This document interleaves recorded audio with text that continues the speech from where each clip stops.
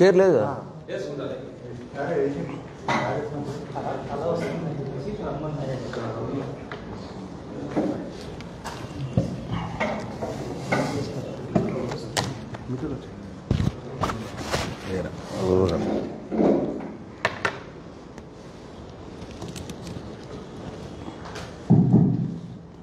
ఓకేనా?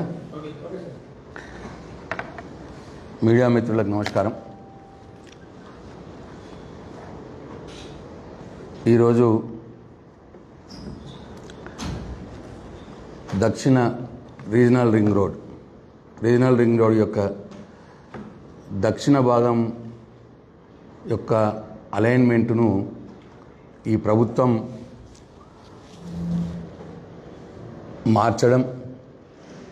వారు మార్చడానికి వెనుక ఉన్నటువంటి మతలబులేంటి, దాని వెనకాల ఉన్నటువంటి స్వప్రయోజనాలేంటి, దాని వెనకాల జరుగుతున్నటువంటి భూదందాలేంటి, అరచకాలేంటి, వీటి మీద మీడియా ద్వారా తెలంగాణ రాష్ట్ర ప్రజలకు రేవంత్ రెడ్డి గారి ప్రభుత్వం యొక్క నిజ స్వరూపాన్ని తెలియజెప్పేందుకు ఈ సమావేశం ఏర్పాటు చేయడం జరిగింది. ఈ రింగ్ రోడ్లు కావచ్చు, ఈ రీజనల్ రింగ్ రోడ్లు కావచ్చు, ఇవన్నీ ఈ రింగ్ రోడ్ల వెనకాల ఉన్నటువంటి హిస్టరీ ఏంటంటే, పూర్వకాలంలో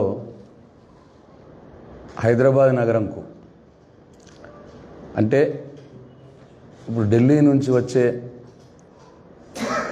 నేషనల్ హైవే మీద వచ్చే ట్రాన్స్పోర్ట్ వెహికల్స్ బెంగళూరుకి వెళ్ళాలంటే హైదరాబాద్ సిటీ గుండా వెళ్ళేటి, అట్టనే విజయవాడ వెళ్ళాలన్నా హైదరాబాద్ సిటీ గుండా విజయవాడకి వెళ్ళేటి, బాంబేకి వెళ్ళాలన్నా హైదరాబాద్ సిటీ గుండా బాంబేకి వెళ్ళేటి.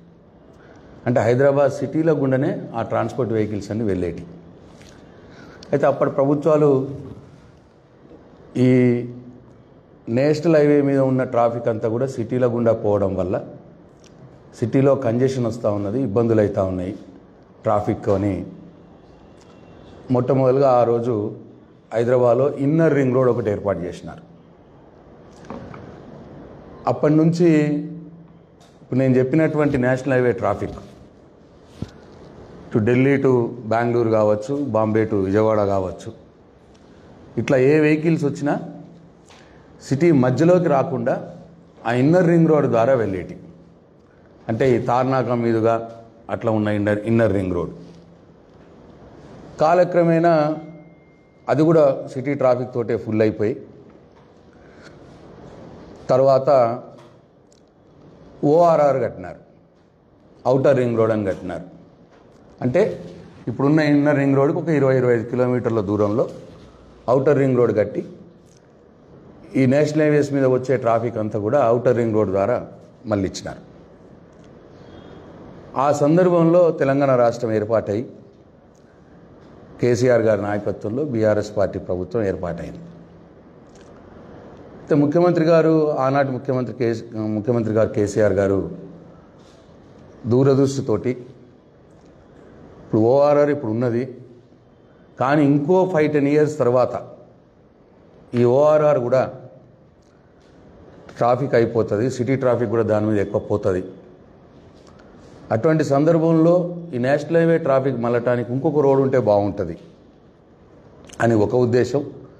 రెండో ఉద్దేశం, సిటీకి ఒక 60 అన్ని వైపులో ఒక 60 కిలోమీటర్స్ దానిక హైదరాబాద్ సిటీలో ఒక కొత్త ఎకనామిక్ జోన్ ఒకటి క్రియేట్ కావాలి. హైదరాబాద్ తెలంగాణ రాష్ట్రం అభివృద్ధి చేసుకుంటున్నాం. కేసీఆర్ గారు కేటీఆర్ గారి కృషి వల్ల అనేక ఇండస్ట్రీస్ హైదరాబాద్ చుట్టుపక్కల వచ్చినాయి. ఐటీ ఇండస్ట్రీ వచ్చింది, ఫార్మా ఇండస్ట్రీ వచ్చింది, అనేక ఇండస్ట్రీస్ వచ్చినాయి. కాబట్టి ఇంకా పెరుగుతుంది హైదరాబాదు.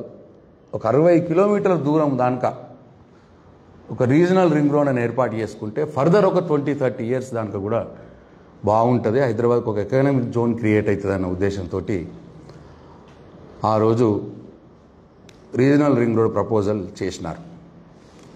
కేంద్రాన్ని అడిగినాం, మరి రీజనల్ రింగ్ రోడ్ కట్టాలంటే డబ్బులు కావాలి. మన హైదరాబాద్ ఎకనామిక్ జోన్ పనికి వచ్చిన మనం కడితే స్టేట్ గవర్నమెంట్ డబ్బులు పెట్టుకొని కట్టాలి. అయితే అప్పుడు ఆలోచన ఏం చేసినారు కేసీఆర్ గారు అంటే ఇది సెంట్రల్ని అడుగుదాము, సెంట్రల్ గవర్నమెంట్ని టేకప్ చేయమని అడుగుదాము, నేషనల్ హైవేస్ని అడుగుదాము, ఈ రీజనల్ రింగ్ రోడ్ కూడా నేషనల్ హైవే కింద ట్రీట్ చేయమందాము అని చెప్పి సెంట్రల్ గవర్నమెంట్ ప్రతిపాదనలు పంపినాం. మీరు ట్రీట్ చేయండి అని రిక్వెస్ట్ చేసినాం.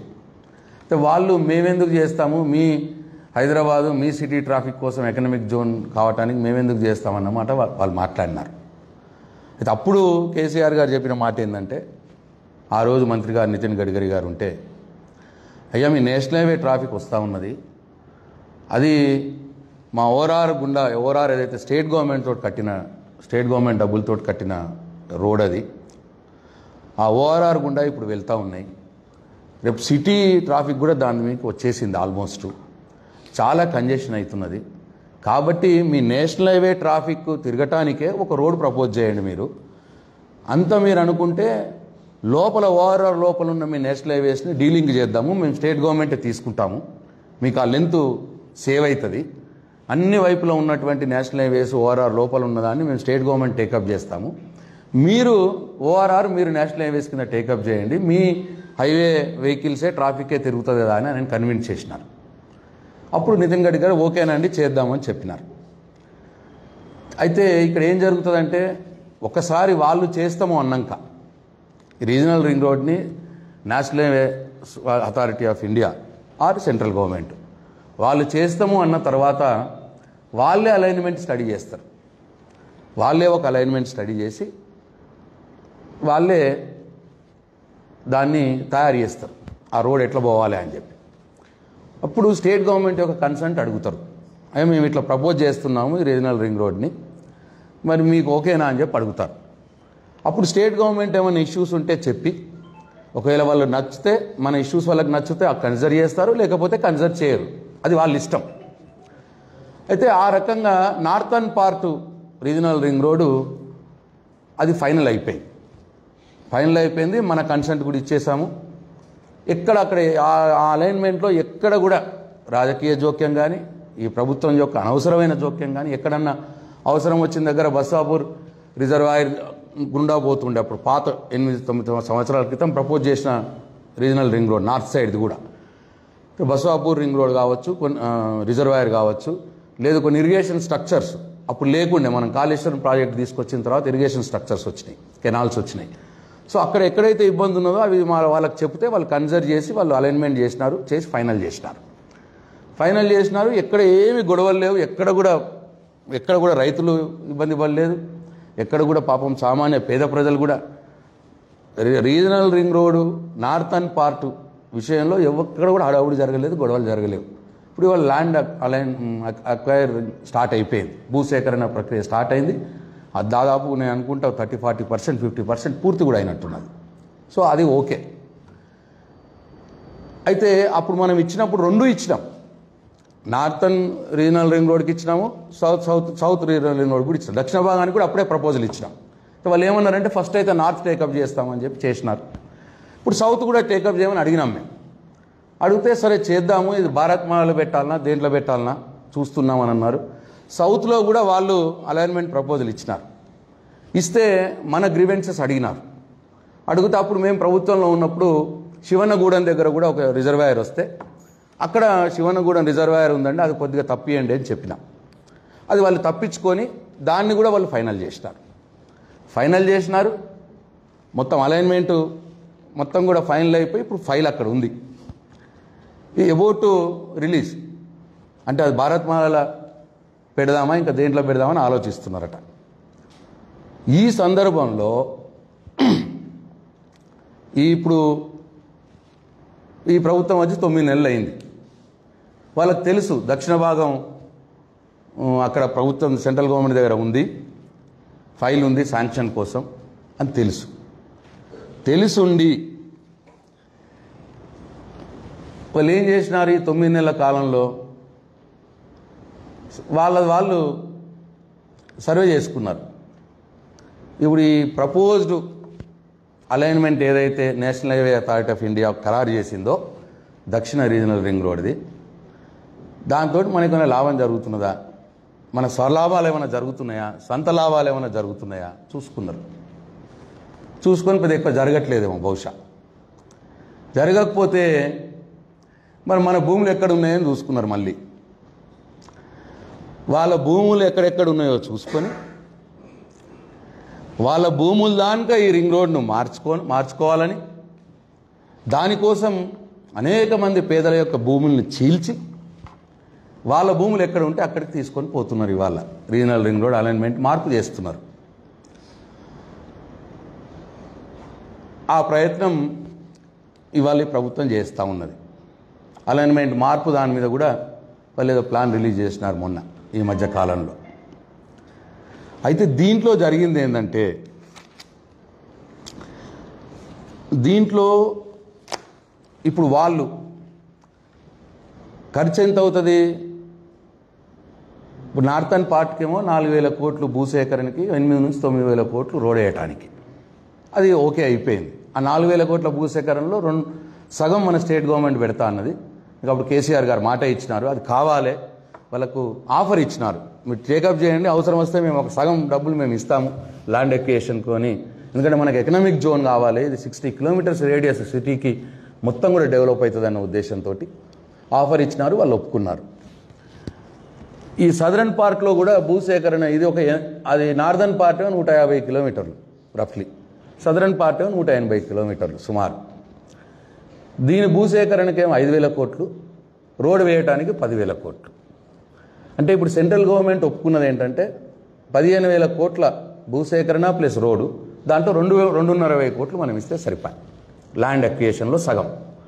అంటే ల్యాండ్ ఎక్విజిషన్లో 220 కోట్లు, రోడ్డు వేయటానికి 10,000 కోట్లు, రీజనల్ రింగ్ రోడ్ వేయటానికి దక్షిణ భాగంకి. అంటే 12,500 కోట్ల రూపాయలు national highway authority of India ఇస్తుంది, సెంట్రల్ గవర్నమెంట్ ఇస్తుంది. ఇప్పుడు regional ring road government take up చేస్తే, ఇది వాళ్ళు ఇచ్చిన అలైన్మెంట్ ప్రకారం టేకప్ చేస్తే 12,500 కోట్లు ఈ రాష్ట్రానికి సాయం అందుతుంది.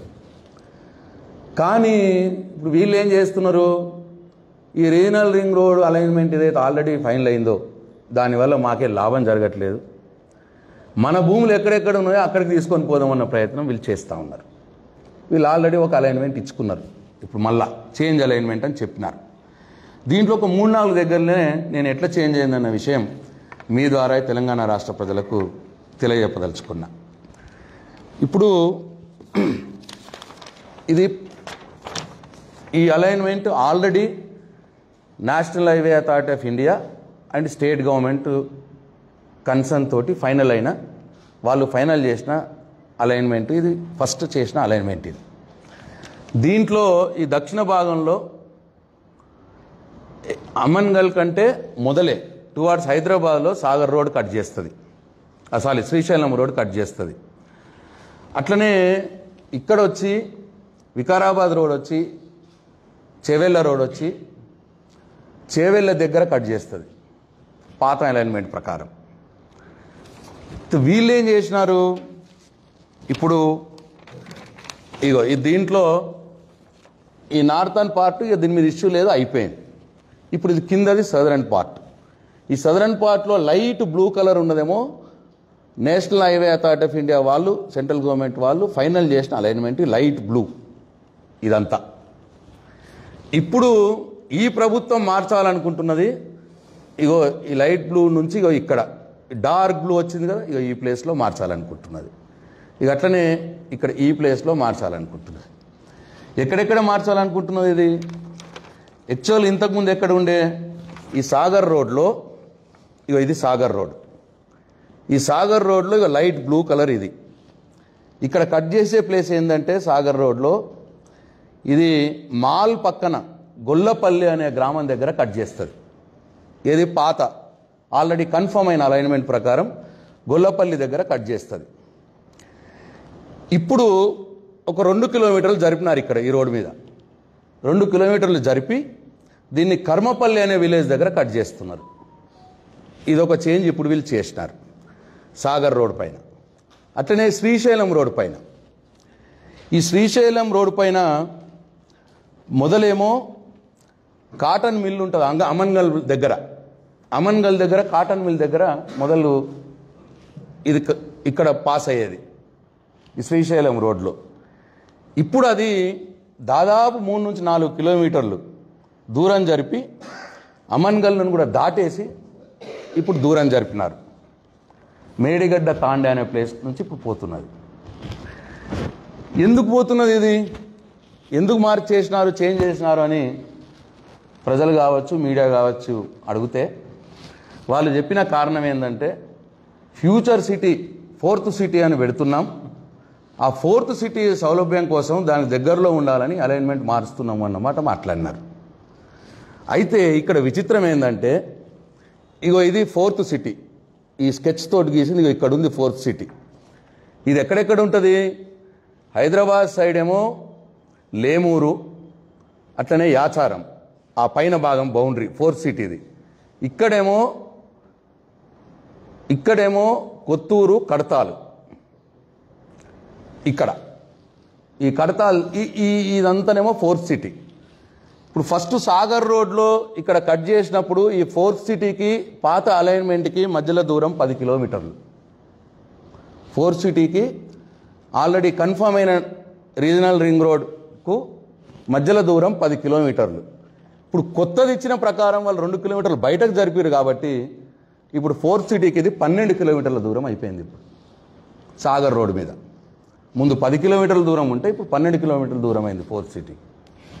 అట్లనే శ్రీశైలం రోడ్ మీద ముందు ఎక్కడైతే ఇది కట్ అయిందో గొల్లపల్లి దగ్గరికి, గొల్లపల్లికి ఈ కడతాల్కి సారీ కాదు గొల్లపల్లికి అమన్గల్కి, గొల్లపల్లికి కడతాల్కే ఇక్కడ ఈ 4th సిటీ బౌండరీ, ఈ సైడ్ బౌండరీ కడతాల్కి 20 కిలోమీటర్స్ ఉండే దూరం. ఇప్పుడు ఇది అమన్గల్కు బయటకు జరిపారు కాబట్టి ఈ రీజనల్ రింగ్ రోడ్ని 5 కిలోమీటర్ 3-4 కిలోమీటర్లు అప్పటికి 24 కిలోమీటర్స్ అయిపోయింది. అంటే వీళ్ళు ఏదైతే రీజనల్ రింగ్ రోడ్ని మార్చినారో దీనివల్ల ఇది 4th సిటీకి దూరమైంది తప్పిస్తే దగ్గర కాలేదు. వారు చెప్పింది శుద్ధ అబద్ధం. మరి ఎందుకు మార్చినారు? అస్సలు కారణం ఏంటంటే ఈ కాటన్ మిల్లు అమన్గల్ దగ్గర నుంచి మేడిగడ్డ తాండాకు, అమన్గల్ బయటకు మార్చడానికి కారణం ఏంటంటే ఇగో ఈ ప్లేస్లో 400 ఎకరాల కుందారం భూములు ఉన్నాయి. ఈ కుందారం భూములు ఏంటంటే అవి దశాబ్దాలుగా పేద ప్రజలు సాగు చేసుకుంటున్న భూములు, కానీ వాళ్ళ పేరు మీద పట్టా లేదు. పట్టాదారు ఎవరో రాజవంశీయుడు పట్టాదారు, వాళ్ళు లేరు, రాజవంశీయులు లేరు. 50 ఏళ్ళ నుంచి వీళ్ళు సాగు చేసుకుంటున్నారు. అయితే ఇప్పుడు ఈ 5-6 నెలలు వీళ్ళు చేసిన పని ఏంటంటే ఆ రాజవంశీయుల దగ్గర బేరం కుదుర్చుకొని ఇప్పుడు ఈ సాగు చేసుకుంటున్న రైతులకు చాలా చీప్గా వాళ్ళని భయపెట్టి ఎల్లగొట్టి, మీ పేరు మీద లేదు ఇది ఎల్లగొట్టి ఈ కుందారం భూముల్ని వీళ్ళు ఆక్రమించేసారు.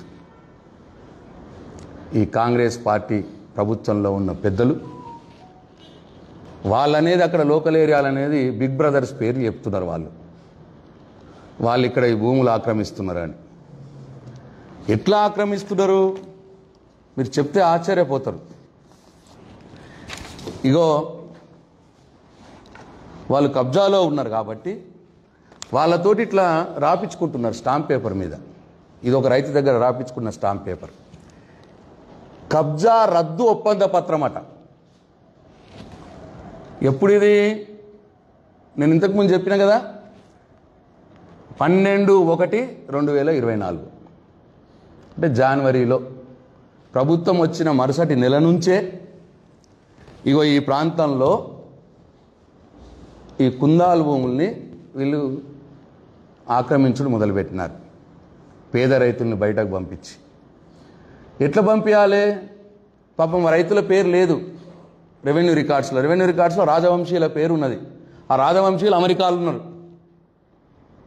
ఇప్పుడు వీళ్ళు వచ్చి గద్దల్లాగా వచ్చి మీ పేరు లేదు కదా అని చెప్పి వాళ్ళని భయపెట్టి తుట్టికో ఎంతకు ఆడ 40-50 లక్షలు ఉంటే 3 లక్షలు 4 లక్షలు వాళ్ళకి ఇచ్చి ఇగో ఇట్లా రాపించుకుంటున్నారు. కబ్జా రద్దు ఒప్పంద పత్రము తేదీ 12/1/2024. అసలు కబ్జా రద్దు ఒప్పంద పత్రం అనేది ఇప్పటిదాకా నేను కూడా చూడలే. నేను 30 ఏళ్ళ నుంచి నేను వ్యాపారంలో ఉన్న బిల్డర్ని. ఇటువంటి డాక్యుమెంట్ నేను ఇప్పటిదాకా చూడలే. ఇట్లా వాళ్ళని రాపించుకొని భయపెట్టి బయటకు పంపిస్తున్నారు. ఇది ఈ ఏరియాలో అమన్గల్ ఏరియాలో ఈ అలైన్మెంట్ మార్పుకు కారణం ఇది. అట్లనే ఇంకా అక్కడ ఏం జరుగుతున్నదంటే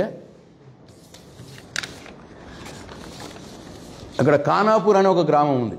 ఆ గ్రామం గుండా ఇప్పుడు మార్పు అయింది అన్నట్టు. మూలు ఎక్కడో దూరం ఉండే ఇప్పుడు ఖానాపూర్ ఊరు దగ్గర నుంచి పోతా ఉంది. ఖానాపూర్ ఊరు ఒక కాంగ్రెస్ పార్టీ ఎమ్మెల్యే గారు ఊరు. ఆయనకు అక్కడ ఆయన సొంతంగా కొనుక్కున్న ల్యాండ్లు ఉండొచ్చు, లేదు ఇప్పుడు ఈ జనవరి నుంచి ఈ 7-8 నెలల కాలంలో కొన్నవి ఉండొచ్చు. ఎందుకంటే మొదలేది ప్రిపేర్ చేసుకున్నారు, వీళ్ళు ప్లాన్ చేసుకున్నారు ఈ అలైన్మెంట్ ఇట్లా మార్చుకుందామని. అట్లనే ఇంకా అక్కడ ఇప్పుడు అలైన్మెంట్ మారినందువల్ల మాడుగుల అనే గ్రామం నల్ల చెరువు దగ్గర నుంచి పోతా ఉన్నారు. ఈ మాడుగుల అనే గ్రామం కూడా ఎవరిదో మనందరికి తెలుసు.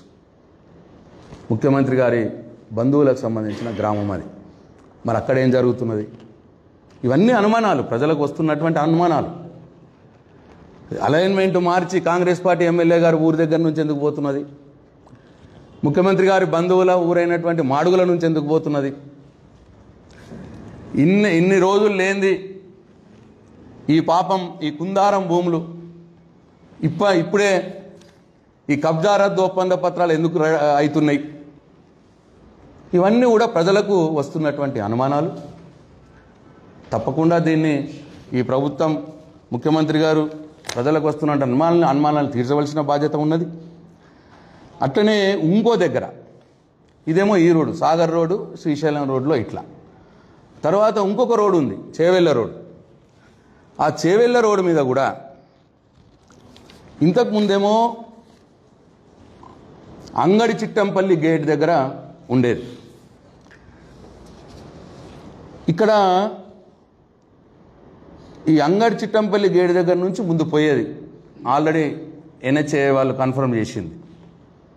ఇప్పుడు 5 కిలోమీటర్లు దూరం జరిపి మన్నెగూడ క్రాస్ రోడ్ నుంచి తీసుకుపోతున్నారు. దానివల్ల జరిగింది ఏంది? ఇగో ఇది పాత బ్లూ లైన్ అలైన్మెంట్. ఇప్పుడు వీళ్ళు కొత్తగా చేసేది ఇక్కడ ఇట్లా జరిపి ఇక్కడ దాకా తీసుకుపోయారు. ఇప్పుడు ఇది నేను చెప్పిన ఈ 5 కిలోమీటర్ల దూరం జరిపిన ప్లేస్ ఇది, ఈ మన్నెగూడ క్రాస్ రోడ్స్కి.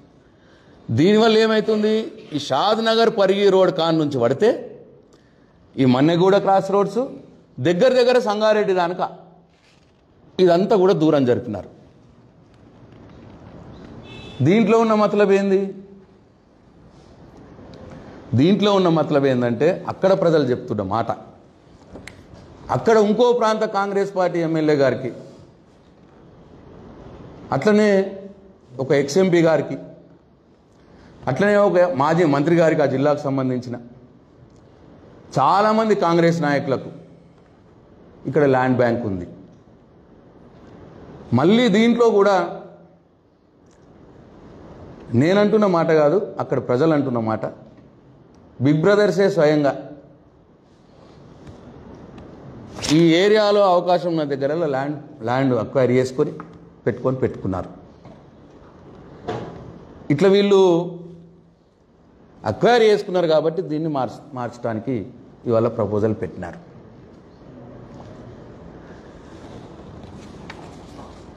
అయితే ఇప్పుడు ఇది 180 కిలోమీటర్ల రోడ్డు.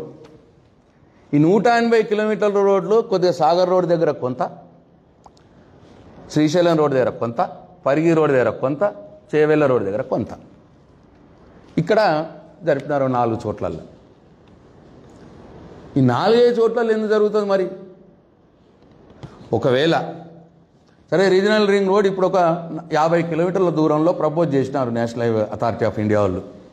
50 కిలోమీటర్లు కాదండి మాకు ఇంకా డెవలప్మెంట్ కావాలి సిటీకి అంటే మొత్తం 60 కిలోమీటర్లు జరిపండి, జరిపి 60 కిలోమీటర్లు ఆర్క్ కొట్టండి. కానీ కొన్ని కాన్సన్ట్రేటెడ్ ప్లేసులనే జరిపేసి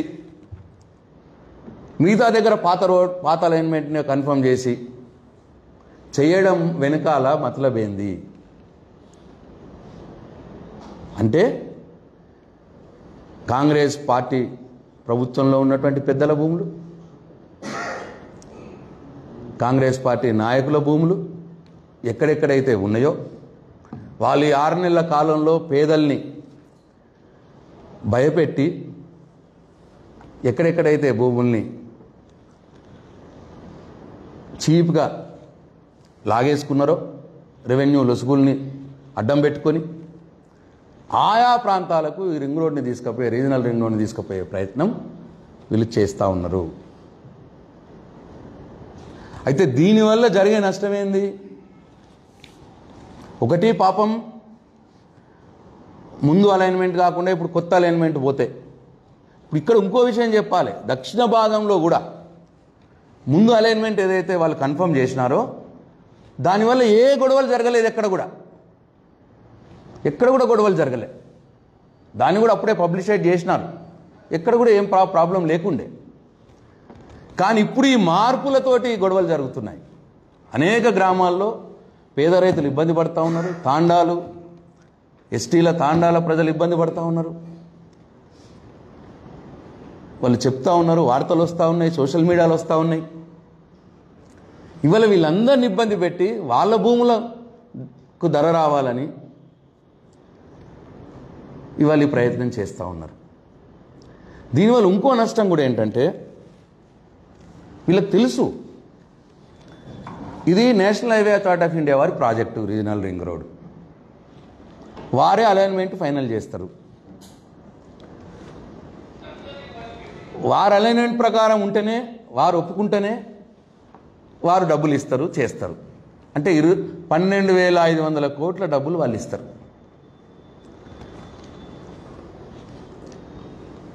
కానీ వీళ్ళు మారుస్తూ పోతే వాళ్ళు డబ్బులు ఇయ్యరు అని తెలుసు. వాళ్ళు ప్రాజెక్టు టేకప్ చేయకపోవచ్చు కూడా.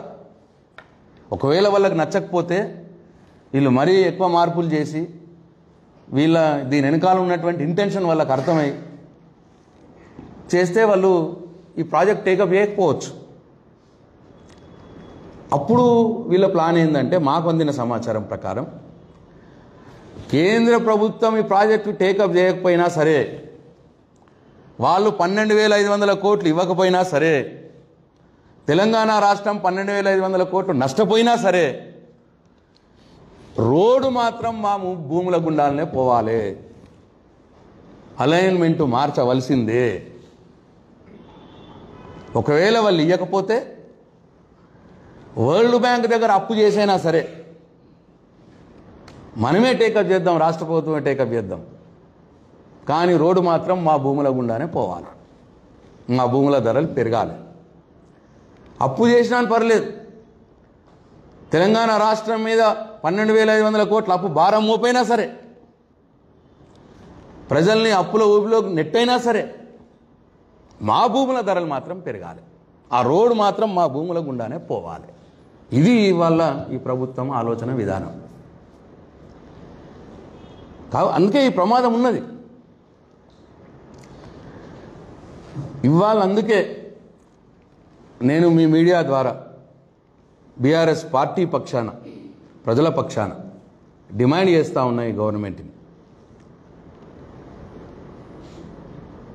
మీరెట్టి పరిస్థితుల్లో national highway authority of India కేంద్ర ప్రభుత్వం ఏదైతే ఆల్రెడీ అలైన్మెంట్ ఫైనల్ చేసిందో ఆ పాత అలైన్మెంట్ ప్రకారమే మీరు ముందుకు పోండి. అప్పుడే కేంద్ర ప్రభుత్వం ఈ ప్రాజెక్టును టేకప్ చేసి మనకు 12,500 కోట్లు మన తెలంగాణ రాష్ట్రానికి సాయం అందుతుంది. నేను ఆ ప్రాంత బిడ్డగా గౌరవనీయులు కేంద్ర మంత్రి కిషన్ రెడ్డి గారిని కూడా నేను రిక్వెస్ట్ చేస్తూ ఉన్నా, దయచేసి మీరు దీంట్లో జోక్యం చేసుకోండి. జోక్యం చేసుకొని పాత అలైన్మెంట్ ప్రకారమే ఈ రీజనల్ రింగ్ రోడ్ దక్షిణ భాగం మొదలయ్యేటట్టు చూడండి. కొత్త అలైన్మెంట్లో నష్టపోతున్నటువంటి పేదల బాధలు అర్థం చేసుకోండి, గిరిజన తాండాల బాధలు అర్థం చేసుకోండి. దయచేసి కిషన్ రెడ్డి గారు దీంట్లో జోక్యం చేసుకోవాలని నేను కోరుతా ఉన్నా. ఒకవేళ ఈ రాష్ట్ర ప్రభుత్వం నిజంగానే టెక్నికల్గా ఇక దానికంటే ఈ కొత్త అలైన్మెంట్ మంచిగా ఉంది, మేము మార్చాలనుకుంటున్నాము అని అంటే దాన్ని పారదర్శకంగా మీరు వైట్ పేపర్ రిలీజ్ చేయండి. మీరు కొత్తగా మార్చి ఏ గ్రామాల మీద గుండా పోవాలనుకుంటున్నారో ఆ గ్రామాల్లో గ్రామ సభలు పెట్టండి, అక్కడి ప్రజల యొక్క బాధలు తీర్చండి, వాళ్ళకు మంచి ధర ఇవ్వండి, వాళ్ళ నష్టపరిహారం మంచి నష్టపరిహారం ఇవ్వండి, ఇచ్చి టేకప్ చేయండి. అంతేగాని ఏదో మీ భూముల కోసం, మీ భూముల ధరలు పెరగటాని కోసం మేము ఎవరినైనా బలి పెడతాం, పేదలనైనా బలి పెడతాం, గిరిజనులైనా బలి పెడతాం, ఈ రాష్ట్రాన్నైనా బలి పెడతాం, రాష్ట్రాన్ని అప్లోకి తీసుకుపోతాము, మేము మార్చి తీరుతాము అనిపోతే మాత్రం బీఆర్ఎస్ పార్టీ ప్రజల పక్షాన ఉండి పోరాటం చేస్తుంది అని చెప్పి ఈ సందర్భంగా నేను ఈ ప్రభుత్వానికి తెలియజేస్తా ఉన్నా. అట్లనే ఇంకొక విషయం కూడా, బండి సంజయ్ గారు కేంద్ర హోంశాఖ సహాయ మంత్రిగా ఉన్నారు. బండి సంజయ్ గారికి కూడా నేను కోరుతా ఉన్నా, ఈ అలైన్మెంట్ మార్పు వెనకాల ఇన్ని మతలబులు ఉన్నాయి కాబట్టి, ఇన్ని భూదందాలు ఉన్నాయి కాబట్టి, ఇన్ని అరాచకాలు ఈ కబ్జా రద్దు ఒప్పంద పత్రాల పేరు మీద పేదల్ని భయపెట్టించి భూములు లాక్కుంటున్నారు కాబట్టి ఈ అలైన్మెంట్ మార్పు ఎవరి కోసం జరుగుతున్నది, ఎవరి భూముల ధరలు పెరగటానికి జరుగుతున్నది, ఏ గద్దల యొక్క భూదందా జరగటానికి జరుగుతూ ఉన్నది. ఇది బయటకు రావాలి. ఇది బయటకు రావాలి అంటే బండి సంజయ్ గారికి నేను రిక్వెస్ట్ చేస్తూ ఉన్నా, మీరు కేంద్ర హోంశాఖ సహాయ మంత్రిగా ఉన్నారు కాబట్టి ఈ మొత్తం ప్రక్రియ మీద సిబిఐ ఎంక్వైరీ పెట్టాలని చెప్పి నేను టీఆర్ఎస్ పార్టీ పక్షాన నేను డిమాండ్ చేస్తూ ఉన్నా. ఎందుకంటే ప్రజలకు తెలియాల్సిన అవసరం ఉన్నది, దీని వెనకాల ఎవరెవరు హస్తం ఉన్నది, ఎవరెవరు భూదందాలు చేస్తూ ఉన్నారు, ఎవరి ప్రయోజనం కోసం ఈ అలైన్మెంట్ మారుస్తూ ఉన్నారు. ఒకవేళ నేషనల్ హైవే వాళ్ళు ప్రాజెక్ట్ టేకప్ చేయకపోతే 12,500 కోట్లు అప్పు తెచ్చైనా సరే, వరల్డ్ బ్యాంక్ నుంచి అప్పు తెచ్చైనా సరే ఇది చేద్దాము అని నిర్ణయం వెనుక ఉన్న కారణాలు ఏంటి, ఇవన్నిటి మీద సిబిఐ ఎంక్వైరీ చేపట్టాలని చెప్పి నేను బండి సంజయ్ గారిని డిమాండ్ చేస్తూ ఉన్నా, కేంద్ర ప్రభుత్వాన్ని కూడా కోరుతా ఉన్నా. అట్లనే నేను ఈ రాష్ట్ర ప్రభుత్వాన్ని, ముఖ్యమంత్రి గారిని కూడా, ఇన్ని అనుమానాలు ఇవాళ ఉన్నాయి కాబట్టి ప్రజలకు దీన్ని మీరు క్లియర్ చేయాల్సిన బాధ్యత ముఖ్యమంత్రి గారి మీద, ఈ ప్రభుత్వం మీద ఉన్నది కాబట్టి మీరే సిబిఐ ఎంక్వైరీకి రిఫర్ చేయాలని చెప్పి కూడా నేను డిమాండ్ చేస్తూ ఉన్నాను. రైతుల పేరు చెప్తే పేర్లు ఉన్నాయి, బినామీ పేర్లు ఉన్నాయి. అది ఆ పేరు చెప్పినా కానీ ఇవాళనే నాకు మెసేజ్ వచ్చింది, ఇది తీసుకుంటప్పుడు కూడా మెసేజ్ వచ్చింది, సార్ మా పేర్లు చెప్పకండి అని వాళ్ళని బెదిరిస్తున్నారట. ఇది మంచి పద్ధతి కాదు. ఇది చాలా క్లియర్గా నేను పేరు చెప్పకుండా చదువుతాను.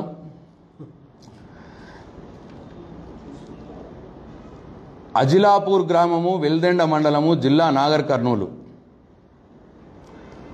అయిన నేను మీకు అనగా, మళ్ళీ ఆ పేరు కూడా చెప్పను, లింగారెడ్డిపల్లి గ్రామము, వెల్దండ మండలము, నాగర్ కర్నూలు గారికి వ్రాసి ఇచ్చిన కబ్జా రద్దు ఒప్పంద పత్రం ఏమనగా, రంగారెడ్డి జిల్లా మాడుగుల్ మండలం ఇర్విన్ గ్రామ శివారంలోని survey number so and so ఎకరాలు కలదు.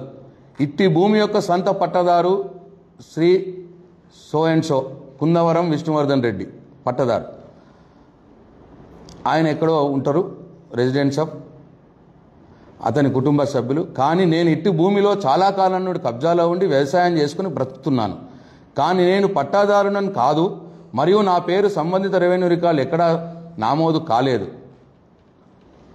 ఈ మధ్య ఇట్టి భూమి విషయం మమ్ముల భూమిలో నుండి వెళ్ళిపోవలసిందిగా పట్టదారు కోరినారు. ఇందుకు నేను అంగీకరించి నాకు కొంత ఆర్థిక సాయం చేయవలసిందిగా కోరినాను. ఈ కింది షరతులతో కూడిన కబ్జా రద్దు ఒప్పంద పత్రం వాసి ఇవ్వబడమైనది.